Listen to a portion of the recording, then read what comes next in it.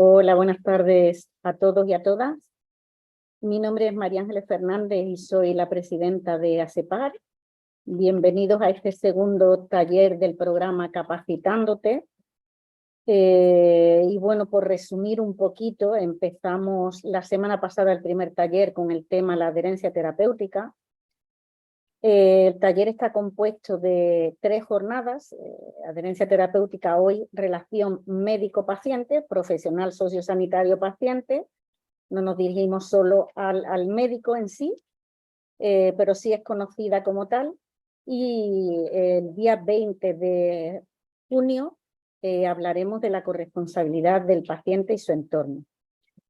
Bueno, dentro del programa Capacitándote, lo que pretende, el objetivo que queremos, los resultados que queremos conseguir, es ni más ni menos pues que el paciente esté más formado acerca de la importancia que tiene el tratamiento farmacológico, como lo vimos, la importancia que tiene una adecuada relación médico-paciente o profesional-paciente y cómo esto puede interferir e incluso dar un impacto positivo tanto en el profesional como en el paciente, como en el propio sistema e incluso en la sostenibilidad del sistema.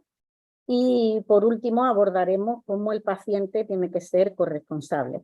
Antes de nada, pues me gustaría dar las gracias, como no, a estos avales que confían en la calidad de estos talleres y en el interés social que tienen, como son la Sociedad Española de Reumatología y la Sociedad Andaluza de Reumatología, que avalan, como digo, estos talleres, y también agradecer a Galápagos, a AVI y a Gebros Pharma, que nuevamente un año más han apoyado pues, los proyectos de ASEPAR 2023. Por supuesto, dar las gracias a los 3 intervinientes que tenemos hoy, de una calidad y de un nivel también muy alto en mi opinión, como son la doctora Dolores Mendoza, que ella es reumatóloga del Hospital Universitario Virgen Macarena, Carmen Domínguez, ella es enfermera de reumatología también del Hospital Universitario Virgen Macarena, y Alfredo Cuartero, que es paciente, representante de paciente, y también, bueno, pues está muy relacionado en estos años con los temas sociales de ASEPAR. Daros la bienvenida a todos y las gracias a los que estáis presencialmente y sobre todo a los que estáis online, que sois que estáis también, aunque no os veamos aquí directamente. Y vamos a ir empezando poniendo un poquito en contexto por qué hemos elegido este tema. La relación médico-paciente, un poco cuando hablamos de ella, o profesional-paciente, se queda un poco en la consulta, en cómo nos tratan en la consulta, cómo nos ven en la consulta, y viendo que cada vez los planes de la Consejería de Salud y Consumo, las sociedades médicas, los protocolos, las guías de atención, cada vez le dan más importancia como valor añadido a cómo tenemos que crear esa relación médico-paciente, a qué beneficios produce y qué es exactamente y cuántos tipos hay. Pues deciros que yo hace unos años, cuando empecé un poco a investigar, me quedé sorprendida, porque realmente hay una definición de qué es la relación médico-paciente, hay tipos de relaciones médico-paciente y hay factores que influyen en ella e incluso cómo puede interferir en la gestión de las enfermedades y del propio paciente. Y viéndolo un poquito así, se me ocurrió, vamos a hacer con María Luisa una prueba, porque esto es lo que pensamos, María Luisa, si eres tan amable, esto es lo que solemos pensar de la relación médico-paciente. Buenos días, María Luisa, ¿qué tal? Buenos días. Yo soy María, hoy la han cambiado de su médico, ¿qué tal? ¿Cómo se encuentra? Bueno, bien, ahí vamos. Bien, pues venga, vamos a sentarnos y vamos a ver entre los dos qué tal está la analítica, qué tal se encuentran, me va contando un poquito. ¿La familia qué tal? Bien, bien, Bien, muchas estupendo. Bueno, pues vamos a sentarnos y vamos viendo eso, cómo se encuentra usted y qué tenemos en pantalla. Venga, pues gracias, María Luisa. Bueno, pues esto no es solo relación médico-paciente, aunque también. Y de hecho, preguntando a nuestros pacientes qué entienden por relación médico-paciente, pues nos dicen pues, que la amabilidad con que te tratan, cómo te atienden en la consulta, esa acogida, pero eso nos lo van a contar ahora los expertos. Solo quería dar una pincelada a que no nos quedamos solo en el modo en que nos atienden, que por supuesto es importante. Así que entrando ya en el tema que nos ocupa, pues voy a ir dando la palabra y vamos a comenzar poniendo en contexto un poquito qué es la relación médico-paciente o profesional sociosanitario y paciente y qué tipo de relación existe y o conocemos. Doctora Mendoza, si quiere usted empezar, adelante cuando quiera. Bueno, pues nada, en primer lugar, dar las gracias a María Ángeles por contar conmigo otra vez para los talleres, que sabe que siempre me gusta que cuente conmigo. Y bueno, la verdad que el tema que nos has puesto te va superando, cada vez está más complejo. La relación médico-paciente, efectivamente, es lo que tú dices, no es una relación personal, va mucho más allá, ¿no? Cuando nos planteaste el tema, pues yo también me puse a revisar, a ver el concepto de relación médico-paciente. Y efectivamente lo que estamos acostumbrados se puede entender como directamente, bueno, cómo te atienden en la consulta, pero va más allá. Consiste en toda la decisión que se pueda tomar sobre la enfermedad del paciente, sobre la actitud y sobre la explicación de su enfermedad que se le pueda dar al paciente y en el tono y la conexión que se pueda establecer entre el médico y el paciente. Y efectivamente hay muchos modelos.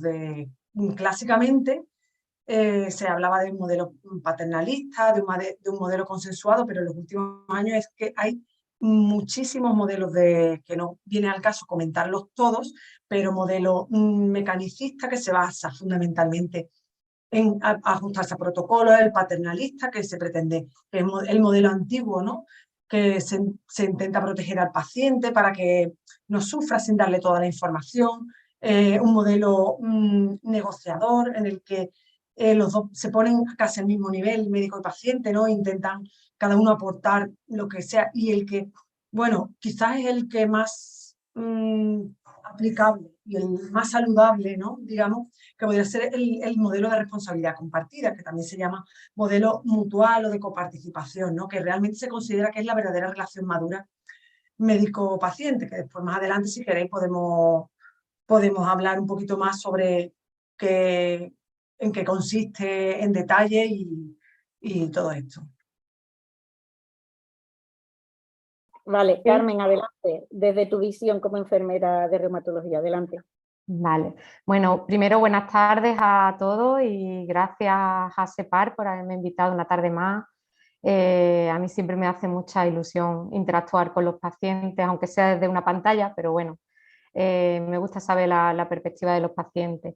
Y bueno, pues yo poco tengo que agregar a lo que ha dicho Dolores sobre la definición de relación profesional-paciente. Ella habla de conexión, yo hablaba de vínculo, que al final lo que se crea en esa relación es un vínculo en el cual pues yo creo que hay varios puntos importantes que se tienen que tener en cuenta a la hora de que ese vínculo sea efectivo. Por ejemplo, la empatía, la cercanía con el paciente, establecer una relación de confianza y siempre pues desde el respeto, porque todo esto va a ser pues que el paciente se sienta en un ambiente seguro para que puedan resolverse todas las dudas y todas las preocupaciones de la mejor manera posible. En el contexto de enfermería, cuando nosotros tenemos relación o cuando iniciamos esta relación, pues yo he estado pensando en 4 situaciones que son las que más se suelen dar. Al inicio del diagnóstico de la enfermedad, muchas veces nos vienen los pacientes para reforzar la información que le ha dado el reumatólogo. En este caso, pues, por ejemplo, a mí siempre me gusta preguntar primero qué es lo que el paciente ha entendido del reumatólogo o reumatóloga. Luego también cuando hay un inicio, un cambio de tratamiento, sobre todo cuando nos llegan los pacientes que necesitan iniciar metotrexato subcutáneo o algún biológico. También para reforzar el cumplimiento de algún tratamiento que por lo que sea ha habido un mal entendimiento y no lo ha llevado a cabo de la manera más correcta. y en determinadas situaciones en las cuales les surgen dudas, ¿vale? Entonces ahí es cuando nosotros entramos un poco en contacto con los pacientes y donde tenemos que asegurarnos de que haya una correcta comunicación. Vale, disculpa. Pues realmente lo que han comentado tanto la doctora Mendoza como Carmen desde diferentes puntos de referencia, pero son dos relaciones que van a tener con una misma persona muchas veces, enfocado más pues, a crear esa conexión, ese vínculo y esa relación que va a depender no solo del profesional o no solo del paciente. Y para ello pues, nos va a dar la visión Alfredo, que como paciente que es, va mucho a consulta, pero sobre todo está muy en relación con el sistema, ¿no? Todo el proceso asistencial para ir sacando un poco de que la relación médico-paciente es solo el momento de la consulta. Entonces yo a Alfredo le dije que, bueno, que él nos contara qué es para nosotros, para los pacientes, esa relación y qué expectativa es la que tiene un paciente sobre esa relación. Si esa expectativa solo se queda en que sean amables, respetuosos, cercanos, empáticos, con confianza y sinceridad, o va más allá para que de aquí saquemos en claro un poquito qué es esa relación. Alfredo, por favor, cuando quieras. En primer lugar, buenas tardes a todas y a todos, tanto los que estáis aquí presencial como los que nos estáis viendo en online. Tanto la doctora Mendoza como Carmen han dado una visión ya bastante aproximada de qué puede ser eso de la relación médico-paciente, pero yo a mí me gustaría hacer un poquito de historia en el sentido en que la relación médico-paciente realmente ha pasado por distintas etapas. Digamos, una primera etapa, digamos que sería en la parte de lo que es las civilizaciones antiguas, donde realmente el médico era como el mago de la tribu, ¿no? Hacía una medicina empírica, hacía como magia, curaba al paciente, y lo que sí que le daba era una visión completamente individual y una atención individual y personal al mismo. Con el paso del tiempo, nos ponemos, por no enrollarme mucho, en el siglo XII, con la escuela de Salerno, vemos que ya se dan los primeros pasos para una tecnificación de la medicina, que llega más o menos en el siglo XIX. Y realmente en el año 93 la Organización Mundial de la Salud introduce el término de asistencia personalizada en la práctica médica, ¿no? Entonces, la atención o la relación médico-paciente antes era muy humanitaria. Era el médico el agente activo y el paciente era pasivo, siendo el valor añadido la humanidad entre ambos y la empatía. Sí que es cierto que a través o con el problema que hemos tenido de la crisis sanitaria, el sistema sanitario sufre un importante estrés, poniendo en evidencia todas sus carencias, y crea una fractura en esa relación existente entre médico-paciente. Como paciente yo definiría la relación médico-paciente como esa interrelación personal entre el profesional sociosanitario, el paciente, su familia y sus cuidadores, que no nos debemos olvidar de ellos, y es exponerse para compartir una preocupación por una enfermedad con el profesional sanitario, ¿no? Es un vínculo que hay que alimentar, hay que cuidar entre las partes, con unos objetivos comunes y unos valores mínimos de cualquier relación. Como ha dicho Carmen, por supuesto, respeto y confianza. Y sobre todo, sinceridad. Es decir, contar lo que me pasa, cómo me pasa, sin tenernos que sentir avergonzados, ¿no? Y en cuanto a lo que me preguntabas tú, María Ángeles, de las expectativas, Yo creo que las expectativas de lo que es la relación médico-paciente, o incluso yo diría la relación del paciente con lo que es todo el sistema sanitario, es esperar una acogida y un acompañamiento, es tener educación y respeto con valores de empatía, una escucha activa, una personalización frente a lo que es la estandarización, y una proximidad en definitiva. Es decir, la medicina actual está centrada en medios diagnósticos y terapéuticos y se aleja bastante de lo que es el paciente, ¿no? Entonces, esa cercanía emocional y humana es lo que va a permitir que realmente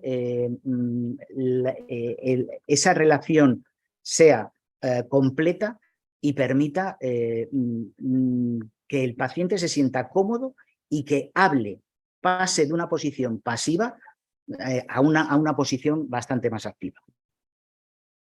Muy bien, pues muchísimas gracias a los tres. Yo creo que ya tenemos un poco claro de que la relación médico-paciente es un vínculo, una conexión entre ambos, también incluyendo todo el proceso asistencial y todos los profesionales que nos van a ver, no solo uno, y que el objetivo que tenemos que tener es el mismo.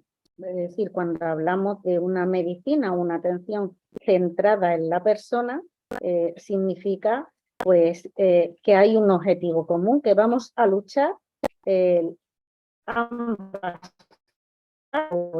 si es el cuidador, la familia, pues las partes, los agentes implicados que sean, ante un objetivo común. Y ahora iremos adentrándonos cómo lo hacemos. De hecho, yo últimamente estoy contando mucho en algunos foros a los que he tenido la suerte de asistir, que a los profesionales desconocen muchas veces, a menos que el propio paciente se lo cuente, desconocen muchas veces que la noche antes de asistir a consulta muchos pacientes no duermen, se pasan la noche en vela. Y claro, cuando vienen a la asociación, es que me pongo muy nervioso, me pongo muy nerviosa. Cuando hay una adecuada relación médico-paciente, yo creo que se sentiría con confianza y con cercanía, sin avergonzarse de expresarle, pero cuando nosotros lo hemos dicho, lo dije en farmacia hospitalaria, lo he dicho también, lo dije también, no recuerdo si fue en el último congreso de la SED, pero sí dije que nos transmiten que hay pacientes que no duermen la noche antes. Entonces yo creo que nos va a venir muy bien. Y continuando con la doctora Mendoza, como reumatóloga, ¿qué importancia le da la relación médico-paciente en la práctica clínica y si puede influir también en el pronóstico y en el curso de la enfermedad una adecuada relación médico-paciente? Pues efectivamente, María Ángeles, vamos, la relación médico-paciente es el centro de la práctica clínica. Ahora cuando estuvimos en pandemia, con las llamadas telefónicas, todo eso es una cosa, bueno, si algo la situación en la que estamos. Pero esa relación médico-paciente presencial, esa cercanía, eso es fundamental. Y además, no solamente lo que nosotros podemos percibir o el paciente, como tú dices, que pueda tener confianza, o nosotros veamos que el paciente se está sincerando, si no se está administrando el tratamiento porque le sienta mal, es mejor que lo diga. Y si tiene una buena relación médico-paciente, el paciente confía en ti y lo dice, mira, no me he puesto el tratamiento porque realmente me sienta mal, ¿no? Entonces, todo eso favorece que el mejor pronóstico de la enfermedad. Eso hay publicaciones que lo demuestran, que la buena relación médico-paciente mejora el pronóstico, la adherencia al tratamiento, previene conflictos legales, porque muchas veces cuando se llega a problemas, denuncias y todo eso es porque realmente hay falta de información y falta de cercanía y de dar una explicación suficientemente clara en un lenguaje asequible para el paciente. Pero es que también sorprende que está demostrado que los médicos que tienen una buena relación establecen una relación médico-paciente sana, saludable con sus pacientes, tienen menos síndrome de burnout que los profesionales que no la tienen, con lo cual es algo que aporta en los dos sentidos, tanto al paciente, pero también al médico, porque son muchos años trabajando, haciendo rutinariamente lo mismo, y el hacerlo de una manera satisfactoria, además cuando hay una buena relación médico-paciente, recibes un buen feedback del paciente hacia el profesional. Entonces, me parece que es fundamental, que es el centro de nuestra práctica clínica, la relación médico-paciente.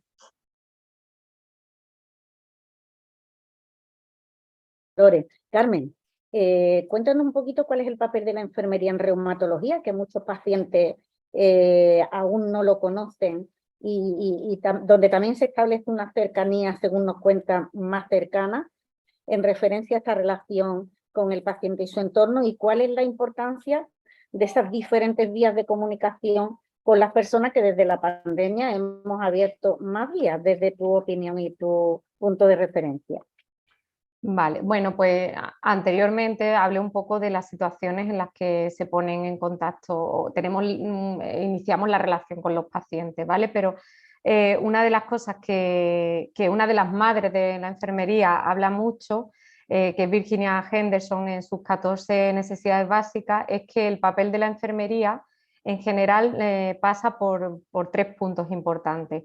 Uno que no es en el caso de reumatología, que se trata de suplir, no estamos en ese caso, pero hay 2 en los que siempre la enfermería se mueve mucho. Uno que es el apoyo, el ayudar al paciente en todo lo que necesite, y otro en acompañar al paciente en su proceso. Y eso pasa, pues, tener en cuenta un poco el contexto en el que se mueve el paciente. No es lo mismo un paciente que es cuidador y que ya de por sí tiene una carga en casa que un paciente, pues, que vive solo, ¿no? Entonces, nosotros normalmente tenemos en cuenta este tipo de cosas. ¿Y cómo? Pues preguntando cómo es un día a día en casa, ¿vale? Y en cuanto a la importancia de las vías de comunicación, pues está claro que es muy importante. Y yo aquí quiero hacer hincapié en que los pacientes sepan de cómo acceder a nosotros, ya sea por teléfono o en algunos servicios ya se dan correspondencia por vía email o incluso por WhatsApp. Ya hay muchos servicios que trabajan con WhatsApp para los pacientes, y que los pacientes sepan que pueden en cualquier momento contactarnos si tienen alguna duda. Es bastante importante. Y por otro lado, también es importante saber cuándo tienen que contactarnos, porque de las consultas muchas veces salen diciéndole a los pacientes que si tienen algún problema que contacten, pero ¿qué tipo de problema? Porque hay muchos problemas que pueden ser resueltos por atención primaria.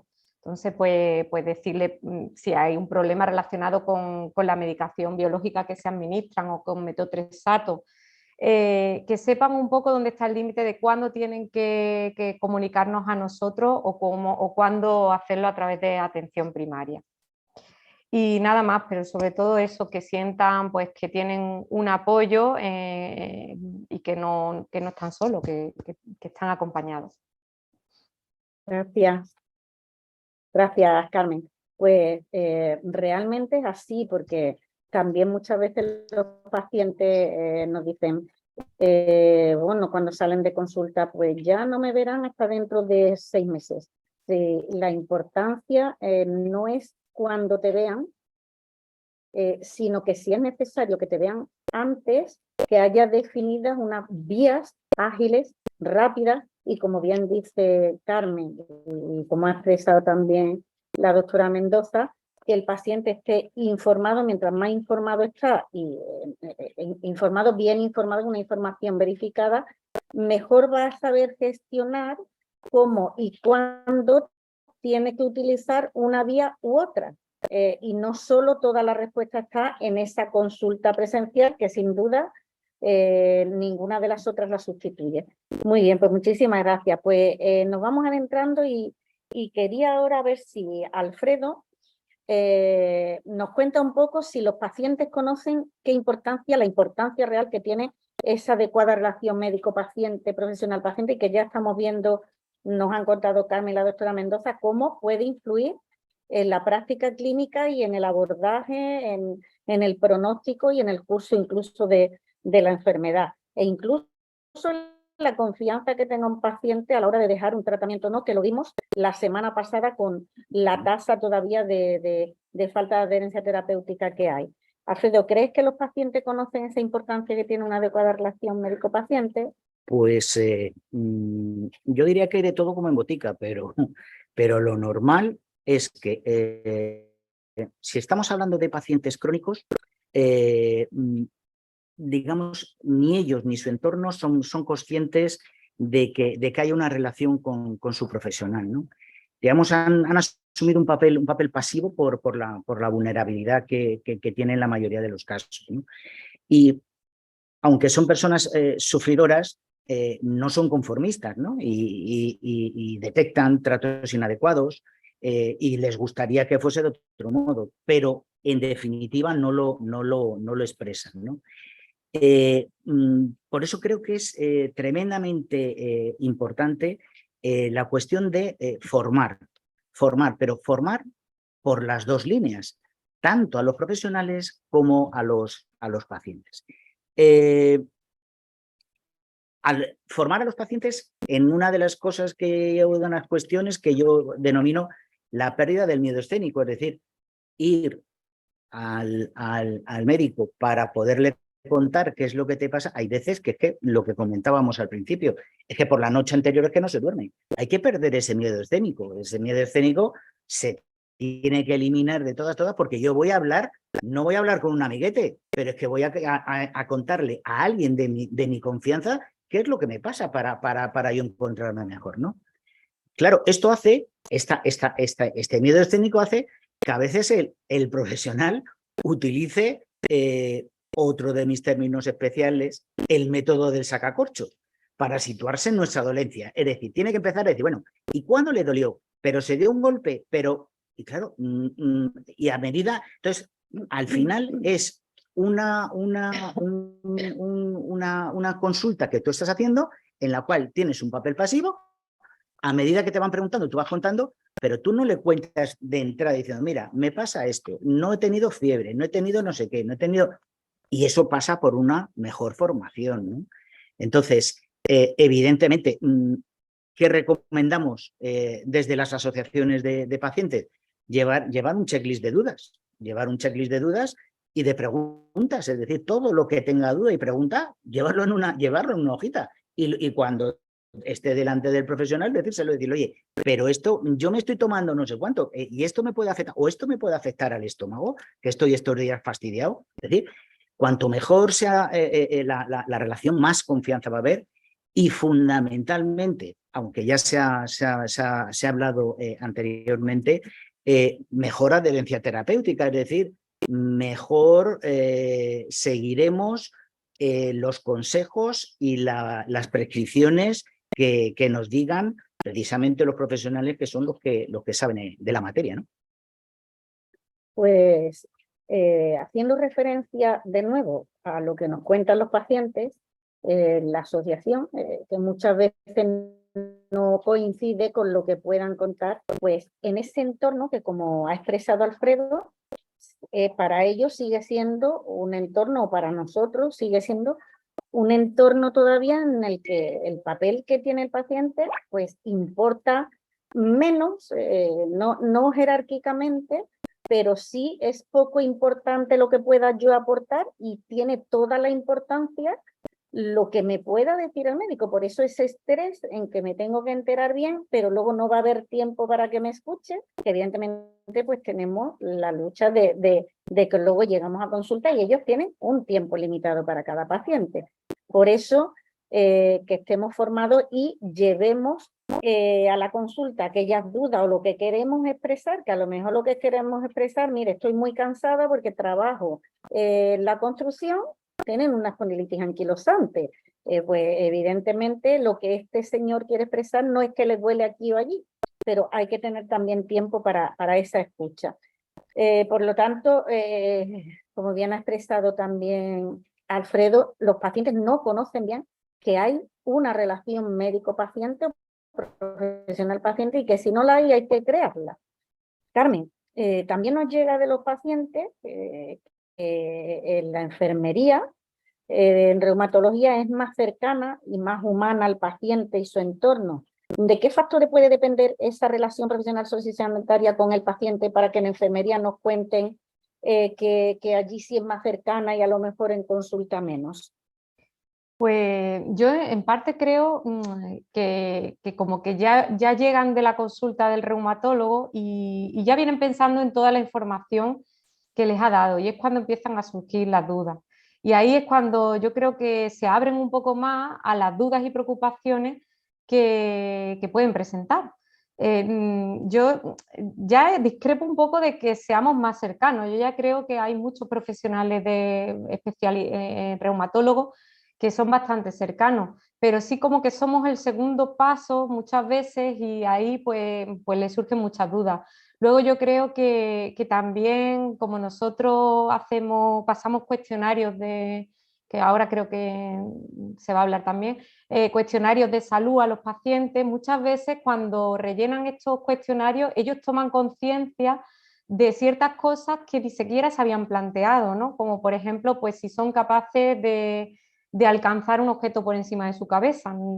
A lo mejor llevan mucho tiempo realizándolo con limitación y no son conscientes. Entonces, que seamos más cercanos o no, bueno, pues depende de muchas circunstancias.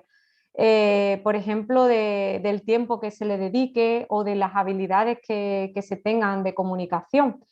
Pero yo creo que hoy en día ya depende del profesional y hoy en día yo creo que se suele estar más cercano al paciente.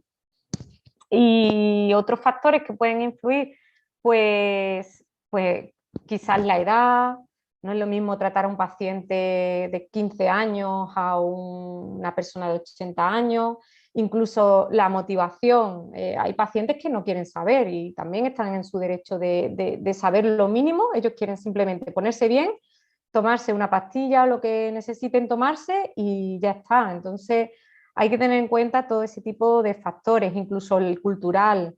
Tenemos que ser muy, muy cercanos y tener mucho cuidado a la hora de comunicarnos, por ejemplo, con gente de otros países. Los latinoamericanos muchas veces a los andaluces les cuesta mucho entendernos. Entonces, bueno, lo único y lo más importante yo creo que hay que personalizar y depende de qué persona tengas delante, pues tienes que ir tanteando cómo llegarles de una manera o de otra. Muy bien, pues doctora Mendoza, algo también muy importante, la relación médico-paciente, que llevamos ya unos años escuchando la necesidad de integrar el impacto psicológico, el gradiente social, sociofamiliar en esos modelos asistenciales, abordando pues esas perspectivas que están centradas en el paciente. ¿Cómo se relaciona una intervención multidisciplinar e integral en la relación médico-paciente? Bueno, pues lo que hablábamos al principio de los diferentes modelos de relación, ¿no? Pues en los últimos años, y es a lo que se tiende, es a un modelo de relación médico-paciente que sea desde la perspectiva centrada en el paciente, o lo que se llama también a la perspectiva sistémica, ¿no? La perspectiva centrada en el paciente consiste en que el médico se plantea la patología que tiene el enfermo, pero teniendo en cuenta todas las circunstancias, como tú decías anteriormente. A qué se dedica, si tiene cargas familiares, si tiene que cuidar a una persona mayor dependiente, si tiene hijos pequeños, qué tipo de trabajo o de actividad física realiza o puede realizar. Incluso la sistémica, el modelo de relación sistémica va más allá todavía, ¿no? En este modelo se integra también al familiar o a los cuidadores, como decía Alfredo. Esto es fundamental porque los pacientes suelen venir a la consulta acompañados.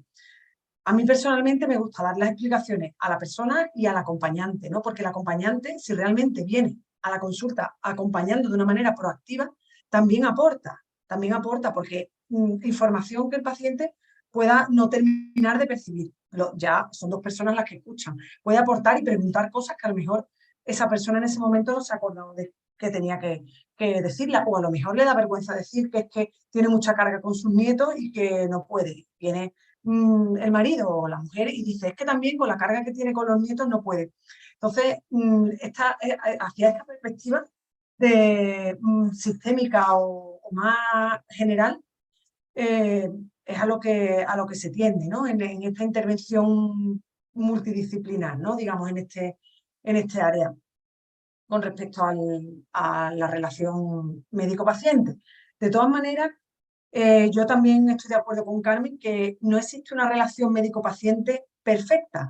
Queremos que esté centrada en el paciente, teniendo en cuenta todas las necesidades, integrando su entorno familiar, integrando sus necesidades sociales, pero hay que tener en cuenta qué es lo que espera el paciente y qué tipo de paciente tiene enfrente. Efectivamente, pacientes que no quieren más allá de que le dice, bueno, pero es que este tratamiento, ¿usted cuál prefiere?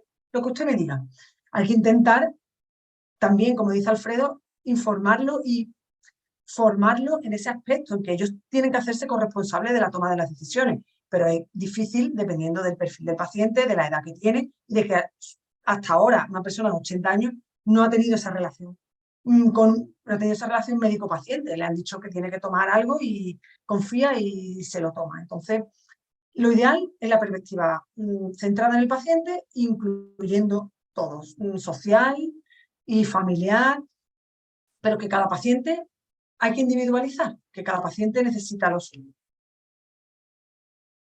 Sin duda alguna, es una capacidad que muchos de los profesionales ya venís con ella, y en otros casos nosotros muchas veces sugerimos, cuando estamos en mesas de debate como esta, muchas veces reivindicamos protocolarizar la importancia que tiene la relación médico-paciente, pero sin duda esa relación médico-paciente, profesional sociosanitario-paciente, no puede ser rígida, como bien dice la doctora Mendoza.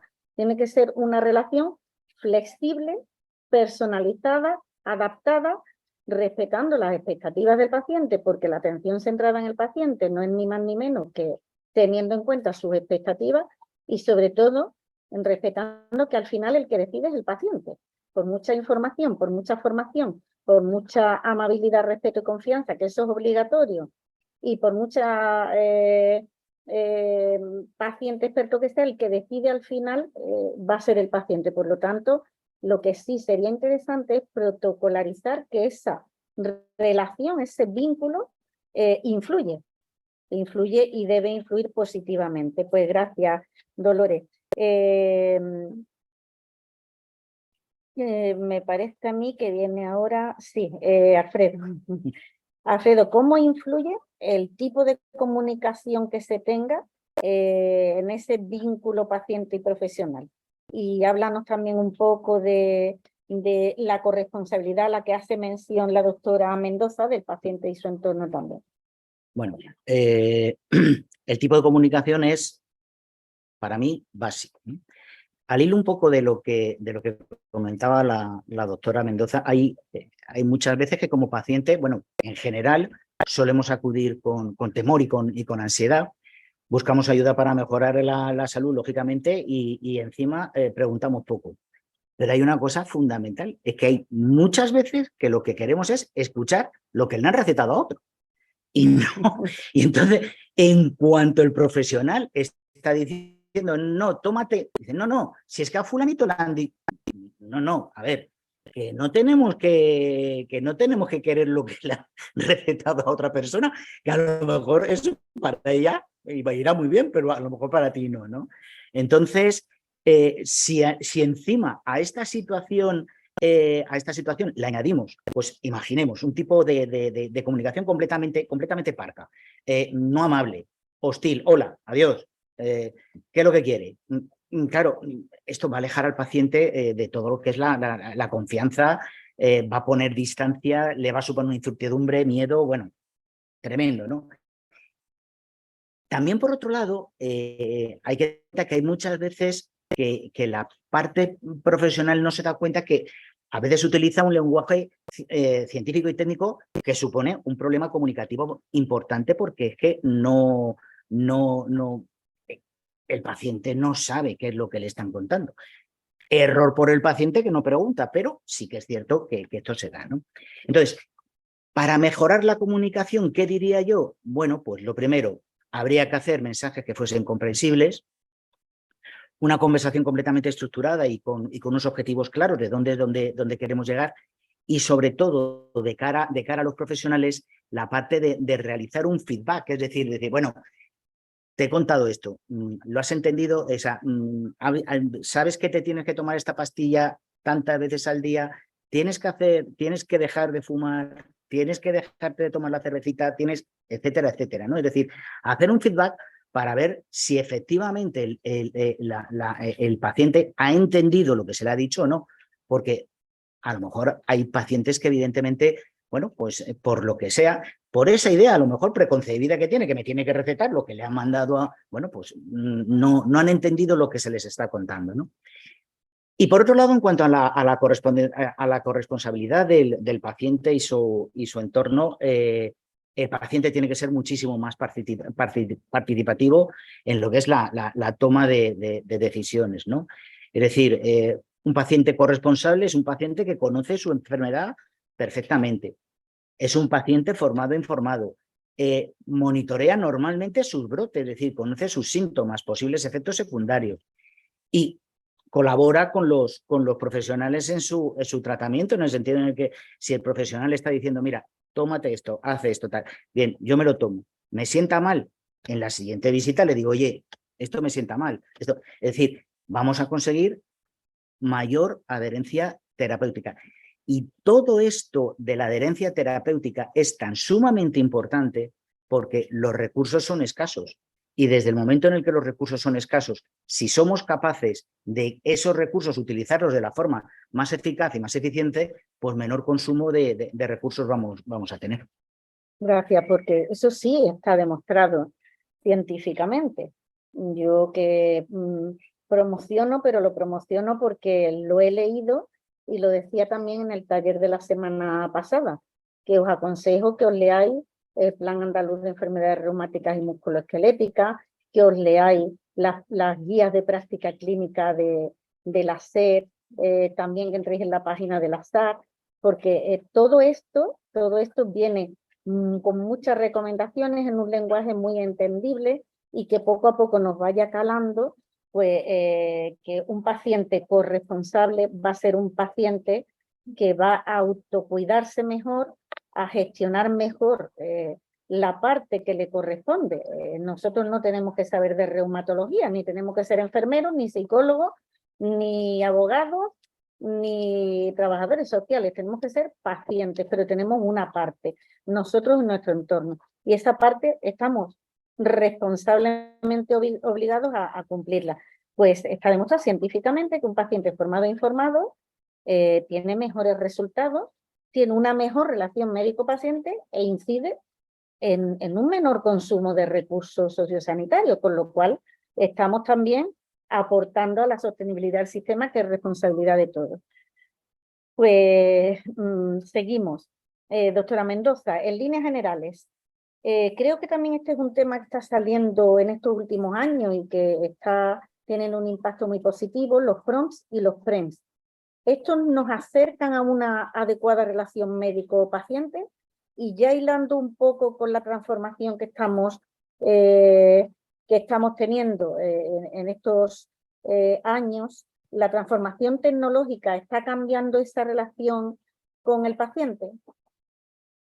Bueno, pues con respecto a la primera parte, ¿no? Lo de los PROMS y los PREMS, efectivamente es algo que está hoy a la orden del día, no solo en reumatología, que se utilizan porque realmente son patologías en las que el dolor puede ser, la fatiga pueden ser síntomas fundamentales, sino que hay otras patologías y otros enfermos crónicos, como la diabetes, enfermos renales, enfermos cardíacos, que también se utilizan esto como medida de desenlace. Los PROMS es la cuantificación por parte del paciente el desenlace que él percibe sobre su enfermedad, o sea, cómo ve que se encuentra con respecto a su enfermedad, su percepción personal. Y los PREMS es la misma evaluación, pero con respecto a la experiencia médica. Por ejemplo, en el caso de una prótesis de rodilla, que no viene al caso, no tiene relación con nuestra especialidad directamente, pero sería el PROM sería cómo le ha quedado la prótesis y el PREM sería cómo le han atendido durante todo el proceso, ¿no? Entonces, con respecto a reumatología, porque se vea un ejemplo claro, bueno, pues tendríamos un paciente que cómo le ha ido un tratamiento y luego cómo se le ha podido responder a las dudas sobre el tratamiento, cómo se le ha explicado, serían los PREMs, ¿no?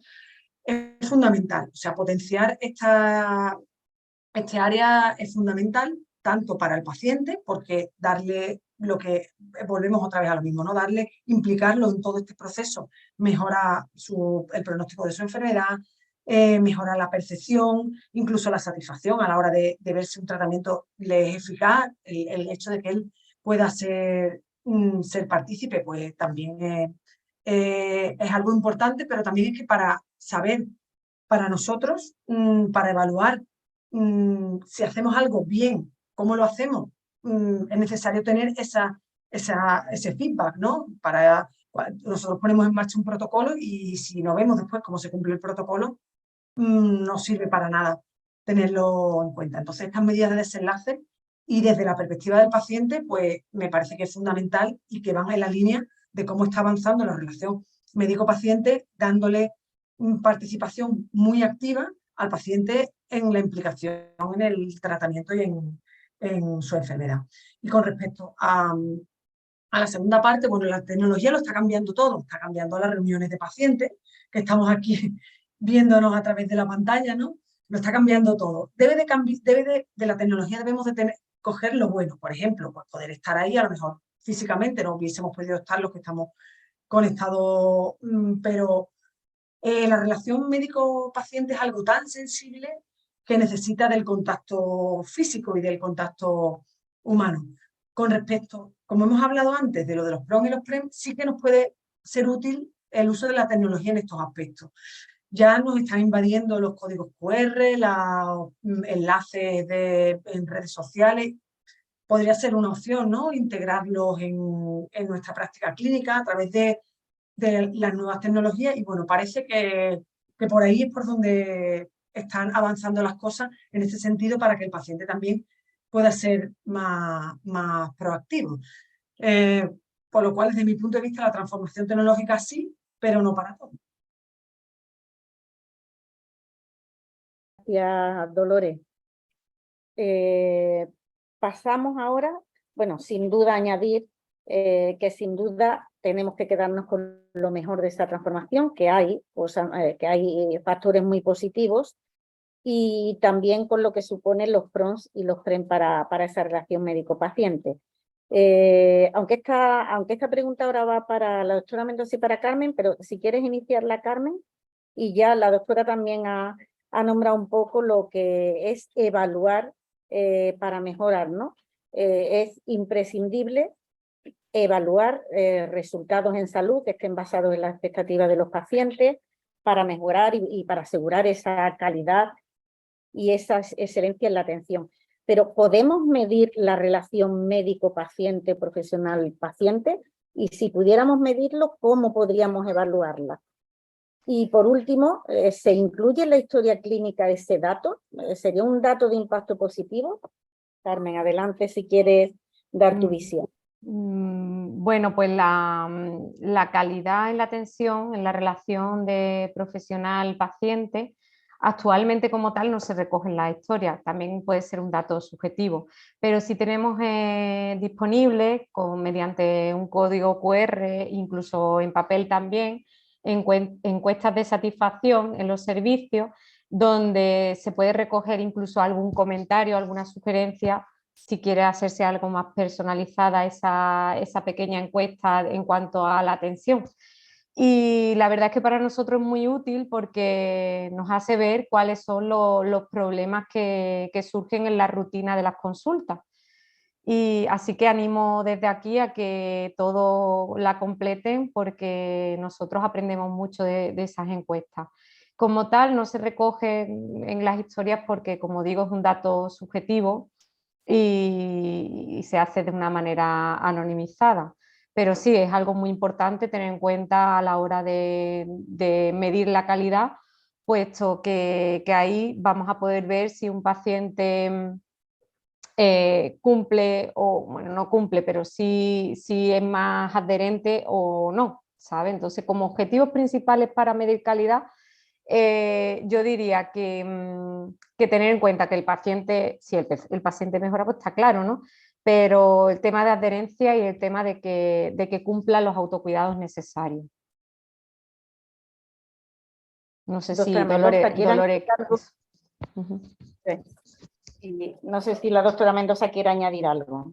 Sí, mira, yo cuando he estado revisando el tema y realmente me surgió esa duda de decir, ¿se puede medir la relación médico-paciente? Bueno, pues como hay de todo, pues han inventado cuestionarios para medir la relación médico-paciente. Y al parecer se han intentado muchos cuestionarios, ¿no? Y hay uno en concreto que se aplica a diferentes enfermedades crónicas, ¿vale? Que se hizo en principio en inglés y se llama PDRQ9, que es Patient Doctor Relationship Questionnaire. En español, CREMP. Eso lo que hace es valorar con una serie de preguntas al profesional y al paciente cómo perciben esa relación. Por lo visto, esos cuestionarios se han elaborado después de hacer diferentes rondas del FIDE para preguntar, a ver qué era lo realmente importante para el paciente, lo realmente importante para el médico. Y bueno, la verdad es que hasta donde yo he leído, en España, sí es verdad que en México, en Argentina y en Colombia, sí lo han utilizado. Aquí, hasta donde yo he leído, no tengo constancia de que se hayan utilizado y, por supuesto, creo que eso en la práctica clínica sería inviable. Pero bueno, como una línea de investigación vinculada al paciente, quizás podría ser hasta algo interesante, ¿no? Porque tener una objetividad con una herramienta que está validada, porque está validada en inglés y en español. Es en español mexicano el que está validado, ¿vale? Seguramente habría que hacer algunas adaptaciones culturales. Y bueno, actualmente, como dice Carmen, esos datos de la relación médico-paciente no se incluyen en la historia clínica. Y yo creo que eso es muy difícil que eso se pueda incluir porque cabe, como dice Carmen, mucha subjetividad. Todas las apreciaciones subjetivas que se escriban en la historia clínica pertenece al paciente, en cualquier momento puede acceder. Puede haber malas interpretaciones, ¿no? Y además es un documento médico legal. Hay que poner estrictamente lo que realmente sea objetivo y evitar las subjetividades que se presten, con lo cual yo creo que eso es muy difícil que se pueda recoger. Los prompts y los prems, sí, se podrían recoger y debemos de caminar hacia ese camino, porque eso realmente sí te va a dar una información a la hora indirecta de la relación médico-paciente, porque si te dice con los prems cómo es su experiencia sobre el proceso asistencial en el que está, pues siempre podemos intentar mejorar y es digamos, una información indirecta de la relación médico-paciente.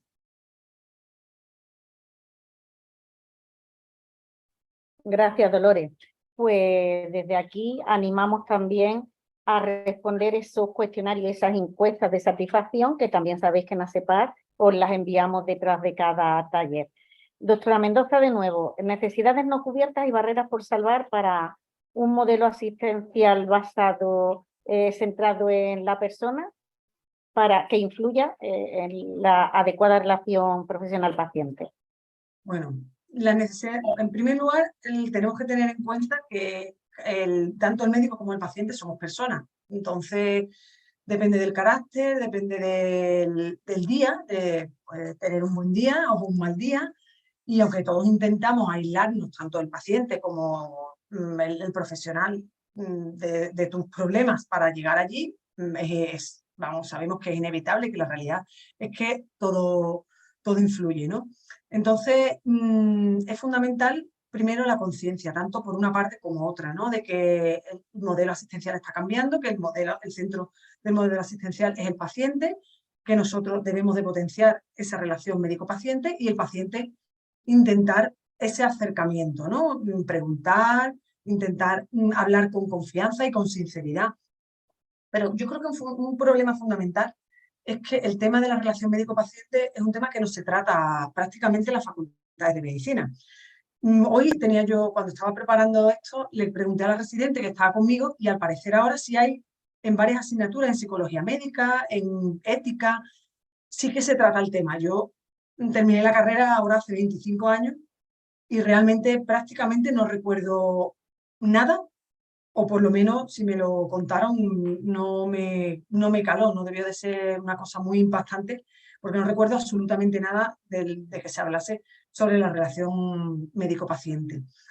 Entonces, tenemos que caminar hacia esta mejora y que estas necesidades no cubiertas se pueden cubrir, son cosas que son mejorables. La formación MIR también llega el residente y sabe muchísimo de todo, porque vienen súper bien formados, los médicos han superado el MIR, pero se enfrentan a una persona y es que la relación personal es que les cuesta, porque es una relación persona a persona, pero no como si fuera con una...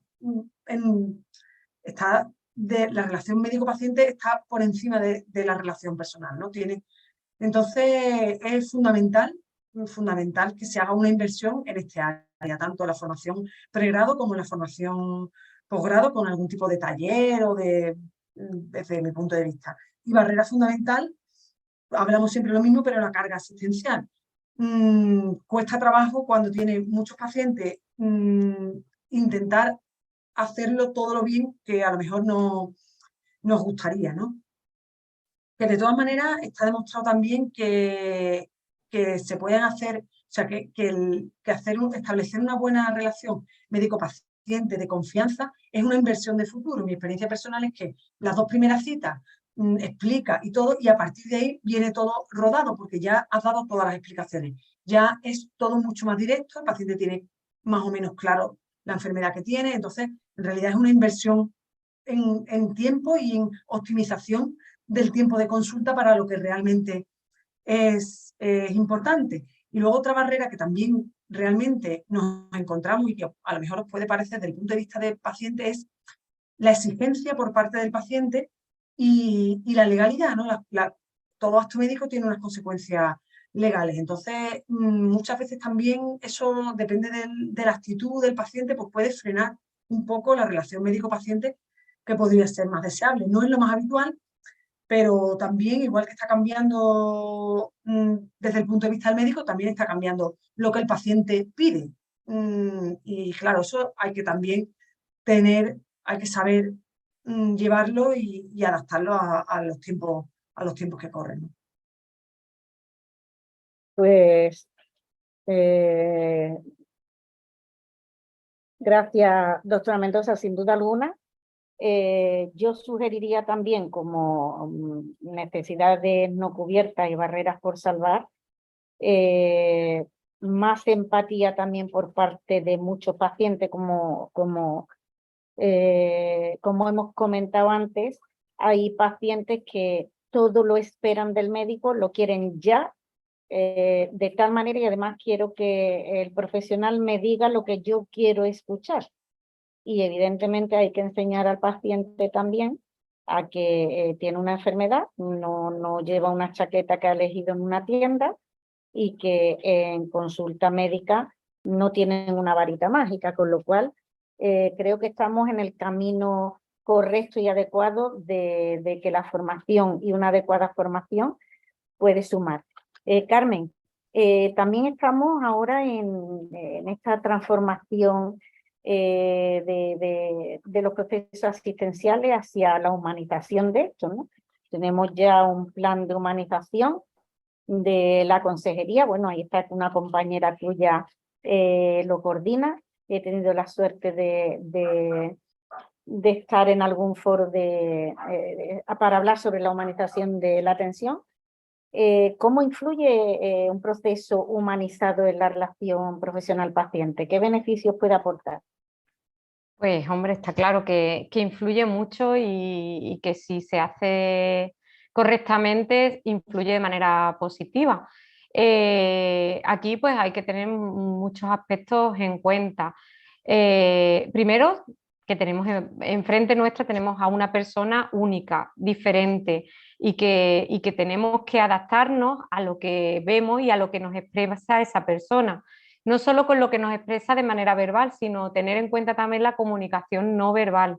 Si el paciente resopla, si ve un gesto de tristeza, ahí hay que indagar, porque probablemente tenga muchos miedos y preocupaciones que si se la lleva a la casa, al final es una bola que se va haciendo cada vez más gorda. Entonces, indagar en ese tipo de cosas hace que el paciente se vaya como desahogado. Yo siempre le digo a las pacientes que vienen bastante activas de la enfermedad y que para ellos es algo nuevo, que al final la depresión o la ansiedad que puedan presentar es como una pescada que se muerde la cola. Es normal que te sientas así si tienes muchas limitaciones y te ves que eres una persona ágil, joven y que has perdido agilidad.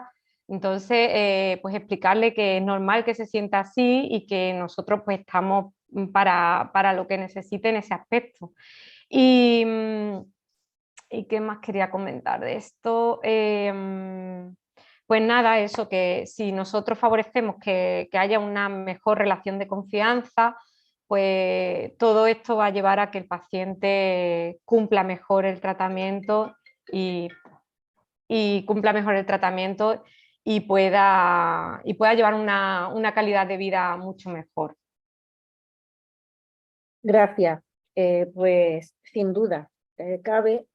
Poníamos en debate hace poco, y voy terminando porque nos estamos pasando unos minutitos, sobre cómo antes, y lo decía Alfredo, la atención al paciente era muy humanizada, pero cuando llegó la superespecialización que nos ha salvado la vida a los pacientes, pues parece que se fue deshumanizando un poquito, ¿no? Y ahora pues queremos volver a lo que suma, como ha comentado Carmen, a lo que suma esa atención humanizada, tanto para los profesionales como para los pacientes. Bueno, y ya vamos terminando, nos queda pues que podáis aportar qué retos tenemos en cuanto a la relación médico-paciente, que creo que hemos nombrado algunos ya, cómo podríamos innovar, que ahora mismo estamos en el momento de la innovación para hacer cosas diferentes de manera diferente y crear ese impacto positivo. Alfredo, por ejemplo, si quieres empezar tú. Sí, perfecto. Yo como principales retos, yo creo que debemos ir hacia una medicina un poquito más proactiva, más flexible. Yo añadiría que se debe contar con las asociaciones de pacientes mucho más en todos los ámbitos sanitarios, puesto que esta puede crear unas mejores relaciones en todos los niveles asistenciales, tanto micro, meso como macro, ¿no? Así como la relación paciente a paciente, que es una relación de igual a igual, ¿no? Lo que seguro que incide en una mejor formación de los pacientes y de los profesionales. Otro reto es formar a los profesionales, y formar a los profesionales dentro de lo que comentaba la doctora Mendoza, de la ética, yo metería una asignatura o un apartadito, o le daría dos créditos o tres al apartado comunicación. El apartado comunicación es importantísimo y por supuesto en ese apartado de comunicación la parte que supone la empatía, ¿no? el ponerse en el lugar de la persona que está enferma.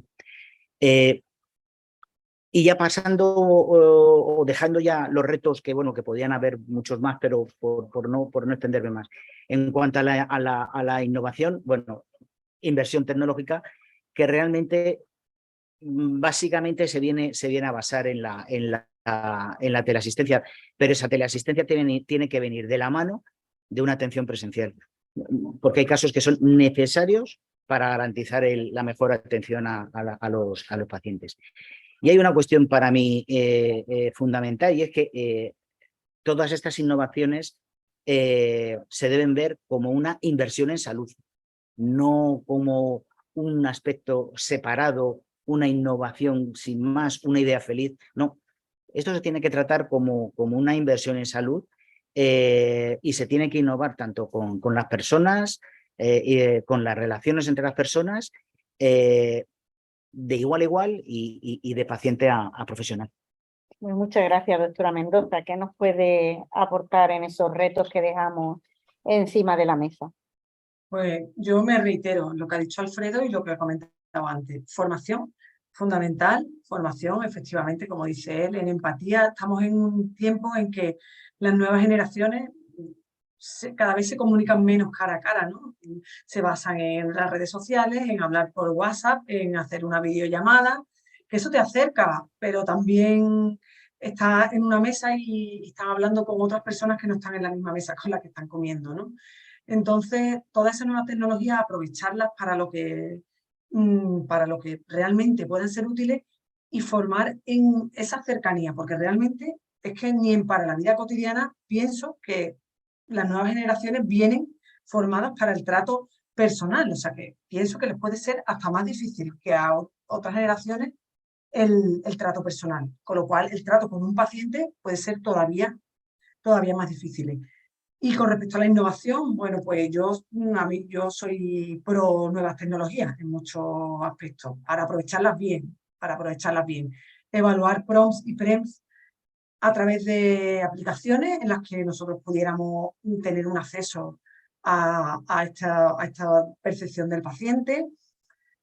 Estamos desarrollando herramientas para evaluar de manera objetiva la actividad clínica de los pacientes en consulta, y todo lo que nos pueda aportar las nuevas tecnologías, bienvenido sea, ¿no? La teleconsulta con el médico de atención primaria, que puede, de 6 meses a 6 meses, puede tener un paciente que está estable, puede haber una duda y que tenga un acceso para poder consultar. Entonces yo, en ese sentido, la innovación, creo que es que estamos empezando y estamos en la base. Y con respecto a los retos, si nos centramos en la relación médico-paciente, yo te propongo un reto, María Ángeles, a ti como presidenta de la asociación, y es esos cuestionarios que han aparecido por ahí. Si igual nos podríamos plantear desde el punto de vista de las asociaciones de pacientes, si los podríamos, y por parte de profesionales, de plantearnos hacer realmente una evaluación de la relación médico-paciente para hablar a la próxima con datos de cómo es esa relación médico-paciente, no es lo que creemos. Yo explico una cosa, el paciente explica otra, la enfermería explica otra, y realmente, si eso alguien lo ha cuantificado, pues vamos a ver cómo lo hacemos, ¿no? A lo mejor estamos aquí hablando todos muy seguros de lo bien que va todo y a lo mejor lo estamos haciendo fatal, ¿no? No sé. Eso te lo pongo a ti como reto. Pues una gran idea, Sí. que sin duda estábamos hablando en ASEPAR que queríamos enviaros también encuestas de calidad a vosotros los profesionales, que estáis hartos de formularios pero que a nosotros nos resulta. Así que hablaremos sobre este tema. Carmen, para terminar, ¿qué nos dirías sobre esos retos que nos quedan? Pues nada, un poco más o menos lo que habéis comentado, de formar al personal en empatía, sobre todo.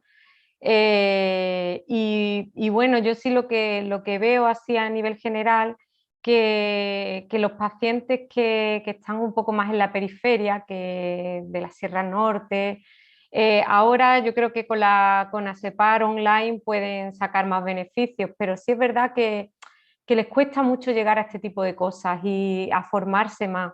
Y a lo mejor pues tenemos que plantear cómo llegarles un poco más a ellos, ¿no? Porque yo sí siento que les falta un poco más que a los pacientes más cercanos a nosotros. Y nada más, pues eso, pues seguir, me ha parecido muy buena la idea de Dolores. Yo quisiera participar. Porque así podríamos pues comparar diferentes centros en la provincia de Sevilla y podríamos sacar unos datos muy interesantes. Y pues nada más, yo en los PRON y los PREN yo creo que está el futuro en poder medir más a los pacientes en ese tipo de cosas. Y con respecto a Al tema del uso de aplicaciones para los pacientes, yo tengo experiencia con una aplicación que echamos a andar, se llama Andar además, que los pacientes tenían una clave, completaban un cuestionario a nivel mensual, pero sí es verdad que los pacientes, les pasé una encuesta de satisfacción para ver qué pensaban de la aplicación y ellos lo que echaban de menos era un feedback por parte del profesional. Está muy bien que completen un cuestionario, que les sirva de autoevaluación, pero claro, cuando al final eso se queda para uno y no hay variedad, que bueno, si el paciente está bien, pues estupendo, ¿no? Pero sí que echaban de menos eso, que el profesional pudiera ver ese tipo de información. Así que bueno, seguiremos trabajando para encontrar herramientas más eficaces. Muy bien, bueno, pues hemos llegado al final. Había una pregunta para el público que nos han ido escribiendo WhatsApp, algunas han sido ya resueltas a medida que hemos ido avanzando, pero como estamos ya fuera de tiempo y para nosotros y para ellos es muy importante cumplirlos, siempre quedamos abiertos a que nos escribáis por correo electrónico si queda alguna duda o surge alguna otra nueva y nosotras se las transmitimos a cada uno de los intervinientes de este día, sin duda para mí fructífero, y espero que para todos vosotros también, tanto pacientes, entorno y profesionales. Un tema, como decíamos, relación médico-paciente, en el que nos quedamos pues poco más y poco menos que en el saludo inicial que María Luisa y yo hemos tenido simulando una acogida personalizada a ella, y que habéis visto la profundidad que tiene el tema y qué impacto positivo puede suponer para pacientes, profesionales y para el propio sistema y, cómo no, para la sociedad en general. Vamos a promoverlo, vamos a favorecerlo. Cojo la pelota que me han lanzado, como no, estos grandes profesionales que tienen esa cercanía desde hace años con ASEPAR y que a golpe de WhatsApp siempre están disponibles, y agradecer de nuevo pues a todos los que han hecho posible este encuentro, en especial a los que estáis online, a los que estáis aquí y a vosotros los profesionales. Muchísimas gracias y nos vemos en el próximo taller el 20 de junio, corresponsabilidad, paciente y su entorno. Ahí sí hay que ponerse un poquito más las pilas los pacientes. Muchísimas gracias y hasta otro momento. Gracias. Gracias. Gracias, María. Buenas Gracias a tardes. todos. Hasta luego, buenas tardes. Hasta luego. Bueno.